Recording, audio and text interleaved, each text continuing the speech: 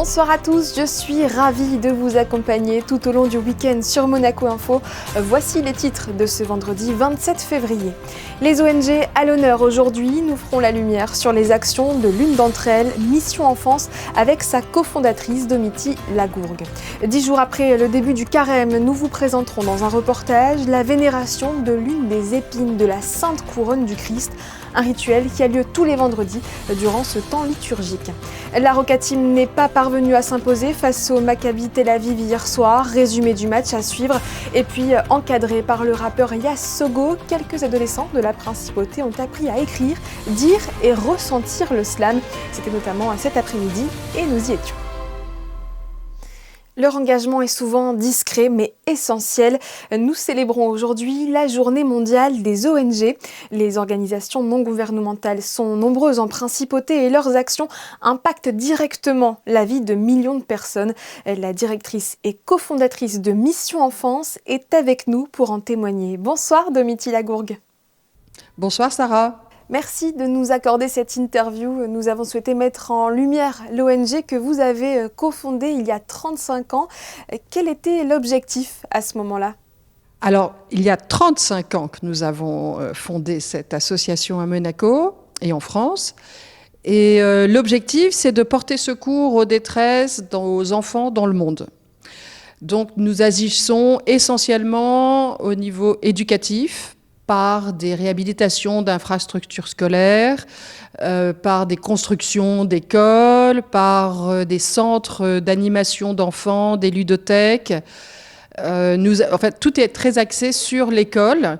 Mais j'avoue que ces dernières années, la situation étant ce qu'elle est, nous agissons aussi énormément au niveau de l'urgence, parce que les conflits se sont démultipliés, qu'il y a un besoin alimentaire et sanitaire très important dans les pays dans lesquels nous avons nos missions. Nous avons 10 pays d'intervention, donc beaucoup de travail. Est-ce que vous pouvez nous les citer justement, ces pays ? Là, vous avez justement derrière vous une image, une photo d'un jeune enfant en Afghanistan, où nous sommes très présents. Actuellement, nous réalisons des missions de distribution alimentaire pour 120 familles qui sont à Kaboul et qui ont une déperdition économique terrible, plus une situation alimentaire très défaillante et une grande misère, une grande pauvreté dans tout l'Afghanistan. Nous travaillons en Syrie, où l'aide d'urgence est toujours importante. Nous intervenons en Colombie, où nous avons des ludothèques pour accueillir des enfants qui sont dans des banlieues et qui subissent énormément de violence. Et ça, la violence est un sujet qui est assez généralisé sur l'ensemble de nos terrains d'intervention. Donc nous permettons à ces enfants en fait de vivre leur enfance. Nous avons une trentaine de personnes qui s'occupent de ces enfants, qui sont des assistants sociaux et qui animent de façon par le jeu à leur apprendre la vie en communauté avec des partenaires et non plus des adversaires. Nous travaillons en Irak où nous travaillons avec cette communauté yézidi qui est une communauté qui a été massacrée en 2014 par l'État islamique qui est arrivé à Mossoul. Nous travaillons aussi en Arménie où nous avons du parrainage scolaire, beaucoup qui est très important pour l'éducation des enfants, leur avenir. Nous travaillons au Burkina Faso, qui est un pays qui souffre aussi beaucoup du conflit, surtout dans le nord du pays. Et on a beaucoup de projets dans chacun de ces pays. Je vous parle du Liban, où nous sommes présents depuis 35 ans aussi. Nous intervenons aussi au Laos, au Vietnam, au Laos dont je rentre actuellement. Et où nous construisons des écoles primaires, et nous formons aussi surtout les jeunes générations à l'informatique. Donc nous construisons des centres informatiques sur le territoire laotien pour que les élèves puissent ensuite trouver un emploi dans leur pays. En tout, c'est 1 500 000 enfants qui ont été aidés par Mission Enfance. Oh, plus maintenant, parce que on est presque à 2 millions, je pense. Là, on n'a pas fait les dernières statistiques, mais on arrive à 2 millions en 35 ans, bien sûr, oui, parce que notre soutien s'étend en fait de plus en plus aux populations et se répand. Et nous faisons énormément d'aides d'urgence justement. Ce drame que rencontrent ces populations. Donc ça étend énormément le nombre de bénéficiaires aujourd'hui. Et votre mode de fonctionnement est toujours le même? Vous réalisez directement sur le terrain les programmes que vous concevez d'ailleurs avec les locaux? Absolument. C'est-à-dire que nous avons des coordinateurs locaux. Avec lesquels nous travaillons, certains même depuis plus de 30 ans. Et nous mettons ensemble au point, sur un constat de besoin de ces populations, les projets que nous allons réaliser avec eux sur place et des équipes que nous recrutons, soit particulièrement pour la réalisation de ces projets, si ce sont des constructions d'écoles, mais aussi des psychologues qui travaillent avec nous depuis très longtemps, comme en Colombie. Donc le coordinateur local, pour nous, est le maillon essentiel à la réalisation de nos programmes humanitaires. Une dernière question, vous en êtes témoin vous-même. Monaco est un État particulièrement solidaire avec de nombreuses associations. Vous les rencontrez régulièrement ? Oui, parce que nous avons le médiateur entre nous tous, qui est la direction internationale, enfin de la coopération internationale, et qui nous réunit régulièrement. Donc nous nous connaissons à travers ces réunions et nous échangeons et nous travaillons tous de façon différente. Donc il est parfois, on n'imagine pas de pouvoir collaborer peut-être. Certains collaborent sans doute sur des programmes, mais nous on est un petit peu plus indépendants. Mais ce qui est très intéressant, c'est de voir ce que font les autres et puis de créer cette communauté justement qui travaille ensemble pour le bien commun. Et ça, c'est une donnée qui est fondamentale. C'est ce bien commun qui nous lie. Et votre travail est précieux. Merci beaucoup, Domitille Lagourgue, d'avoir été notre invitée. Merci.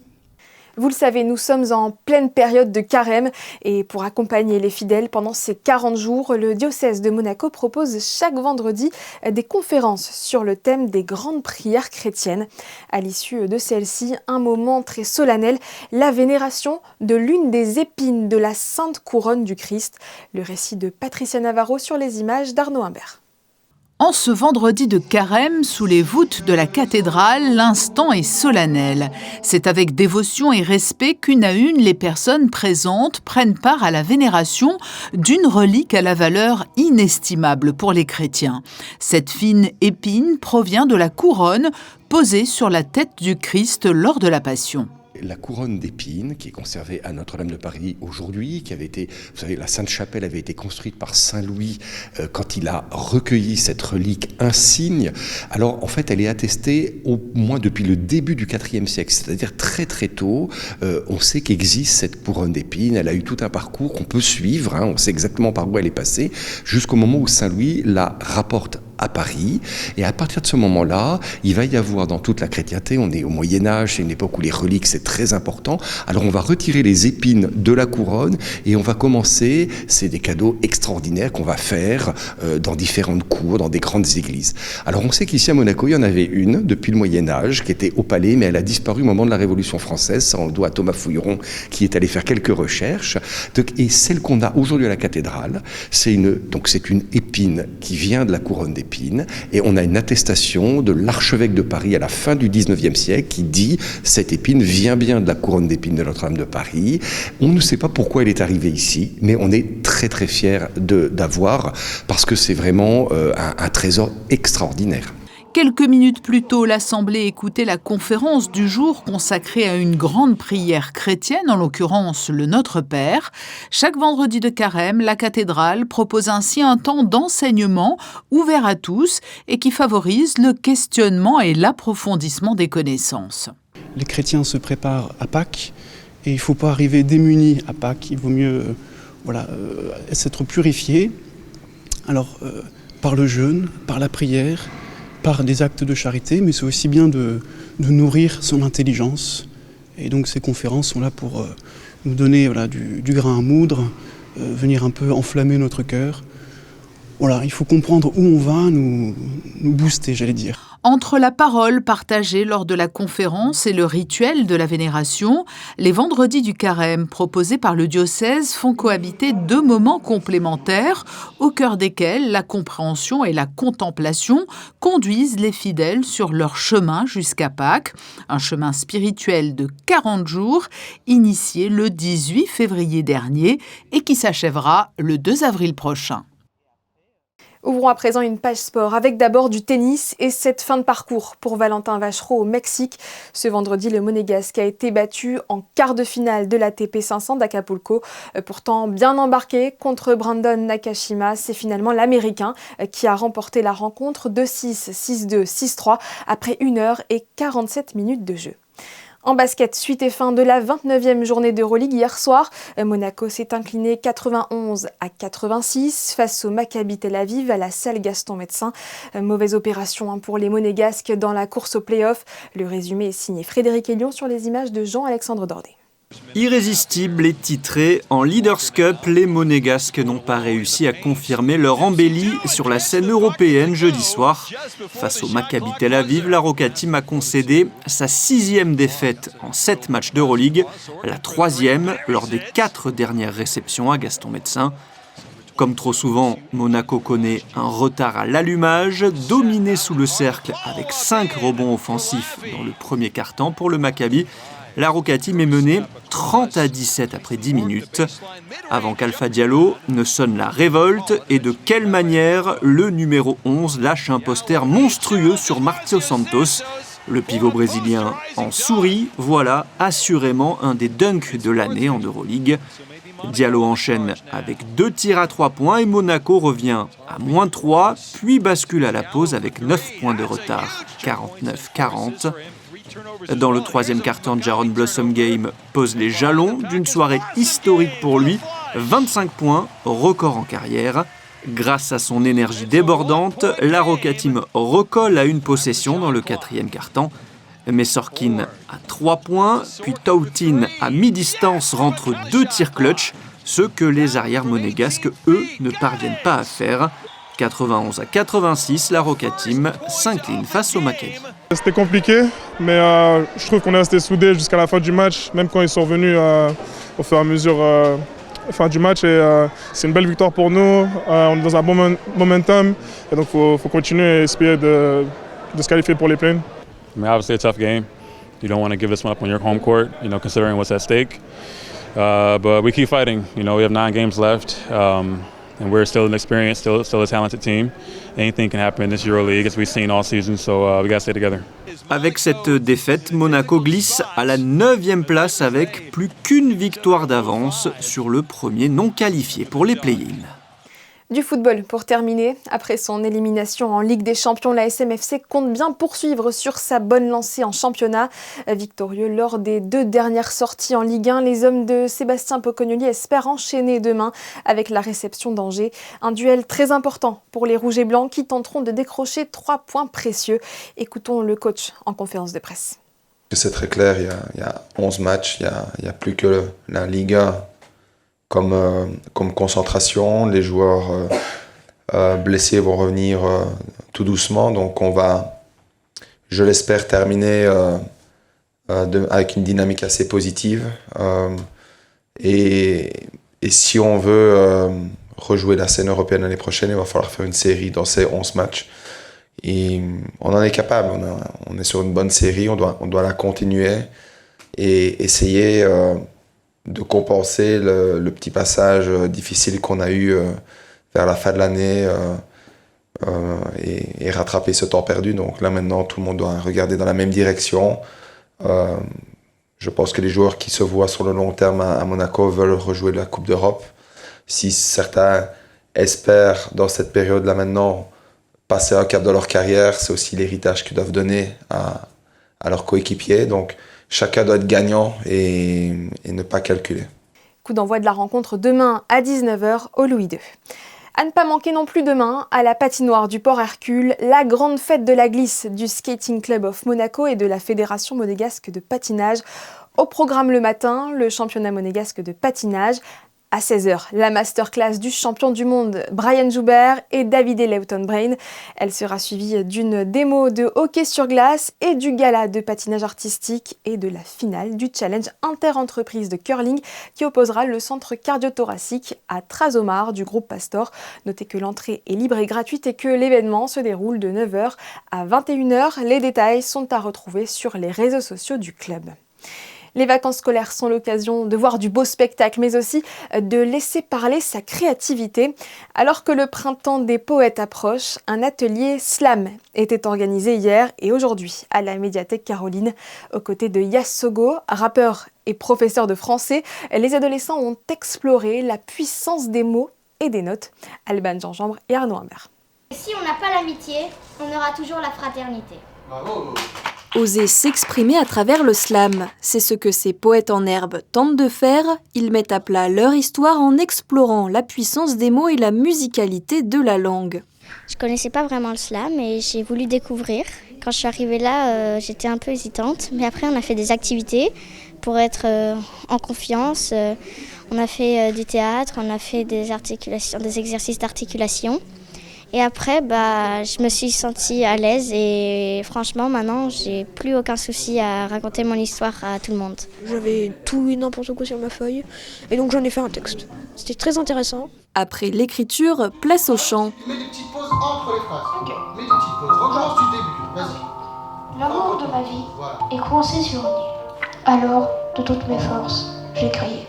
Guidés par Yass Sogo, les participants apprennent à ressentir le slam. Ce rappeur et professeur de français leur transmet l'amour des mots et de la poésie. Ça revient à une libération du langage, à l'utilisation de toutes les ressources du français, notamment la faculté à utiliser tous les registres de langue, utiliser les mots, des mots percutants et des phrases qui peuvent être percutantes. Donc oui, c'est un genre qui montre vraiment la modernité poétique. Les créations seront diffusées à la médiathèque lors d'une sieste musicale le 31 mars pour un moment d'écoute de cette jeunesse inspirée. Dans le même esprit, le pavillon Bozio ouvre ses portes aux amateurs. En cette fin de février, l'École supérieure d'art plastique propose des stages de peinture à l'huile et de dessin. Lors de ces derniers, les enfants apprennent la technique du portrait, encadrée par des artistes et des enseignants. Fabien Monia et Camille Caloni ont suivi pour nous un petit groupe. Un stage de dessin a été organisé au pavillon Bozio toute cette semaine pour les enfants avec deux groupes, les 7-9 ans le matin et le groupe des 10-13 ans l'après-midi. La thématique, le portrait dans tous ses états. Ce stage propose aux enfants une immersion dans l'univers du portrait à travers une exploration de plusieurs périodes de l'histoire de l'art moderne. L'objectif, c'était de créer un portrait et plusieurs portraits tout au long de la semaine, en le déclinant. Donc au départ, on partait de l'hyperréalisme et du réalisme. Donc on apprenait toutes les bases, des yeux, du nez, la bouche, etc. Et en le déformant, en passant par un voyage au cœur de plusieurs mouvements artistiques. Donc on est passé par le fauvisme, le cubisme, le dadaïsme, on a fait du collage, et progressivement, on se déplace du réalisme jusqu'à l'abstrait. Ce qui leur permet d'une part de découvrir des mouvements artistiques, de s'entraîner tous les jours au portrait et donc de découvrir un petit peu comment on peut dessiner un portrait au-delà de ce qu'on a l'habitude. Ce stage ludique leur a permis d'observer le monde, de s'exprimer librement et jouer avec les styles tout en développant leur sens artistique et leur imagination. On avait choisi un portrait et on l'avait modifié chaque jour en le faisant de plus en plus abstrait. Et qu'est-ce que tu penses de ce stage ? Il est très bien, il est original et j'adore. Ça me fait travailler l'art et j'adore ça. Tu veux en faire ton métier plus tard ? Tu veux être artiste plus tard ? Oui. Prochain stage pour les enfants pendant les vacances de printemps du 20 au 24 avril. La thématique, l'autoportrait entre photographie et dessin. Et sachez que adultes et enfants peuvent également profiter d'ateliers tout au long de l'année. Pour plus d'informations, vous pouvez vous rendre sur le site internet du pavillon Bozio. Nous refermons ce journal comme nous l'avons ouvert sur le thème de la solidarité. L'association Amadarche a annoncé la date de son 12e gala. L'Arche du Cœur aura lieu mardi prochain, le 3 mars, à l'auditorium Rigné 3. Un millier de spectateurs est attendu pour ovationner le Nice Gospel Group et ainsi soutenir l'Arche à Grasse. Il s'agit d'une une communauté accueillant des personnes souffrant de handicap mental. À l'issue du spectacle, une tombola sera tirée. Les participants s'y sont inscrits ce matin dans la galerie commerciale de Carrefour. Et pour réserver votre place pour mars, rendez-vous sur Monte Carlo Ticket. Voilà, c'est la fin de cette édition. Merci de l'avoir suivi. On se quitte sur le parquet de la salle Gaston Médecin avec les images du match d'Euroleague d'hier. Les Monégasques ont longtemps pensé renverser le Maccabi Tel Aviv. En vain, ils renoueront avec le succès, on l'espère, jeudi prochain face au Fenerbahçe. Dans un instant, les prévisions météo d'Alban Gingembre. Quant à moi, j'aurai le plaisir de vous retrouver demain à la même heure. Excellente soirée sur Monaco Info.